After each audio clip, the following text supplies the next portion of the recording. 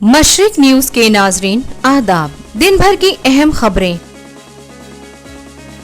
Ghulam Nabi Azad Srinagar airport पर रोके गए, वापस दिल्ली भेजा गया। बाबरी मस्जिद अयोध्या मामले पर हफ्ता में 3 नहीं 5 दिन होगी सुप्रीम कोर्ट में समाअत।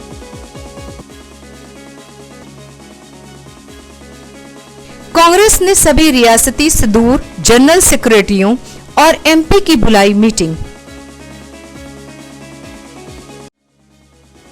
आर्टिकल 370 खत्म किए जाने पर जल्द समाअत करने से सुप्रीम कोर्ट का इनकार। साबिक सदर जमहूरिया प्रणब मुखर्जी को मिला भारत रत्न एजाज। पाकिस्तान की बौखलाहट बरकरार, समझौता एक्सप्रेस ट्रेन रद्द, हिंदुस्तानी फिल्मों पर पाबंदी। मुंबई हाईकोर्ट ने घर या सोसाइटी में जानवरों की कुर्बानी पर लगाई रोक।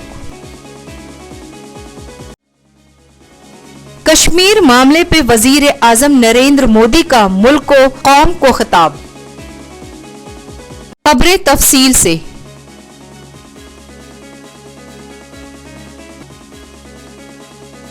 कांग्रेस के सीनियर लीडर गुलाम नबी आजाद कश्मीर नहीं पहुंच पाए।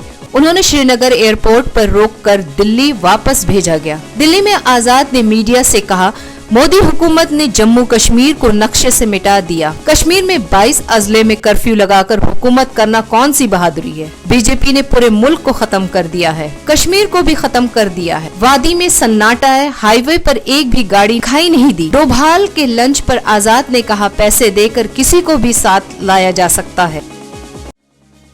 तोवल की तस्वीरें सामने आ रही है जहां पर वो दिखाना चाह रहे हैं, वो पैसे देकर आप किसी को भी साथ ले सकते हो। तोवल की तस्वीरें सामने आ रही है जहां पर वो दिखाना चाह रहे हैं, वो पैसे देकर आप किसी को भी साथ ले सकते हो।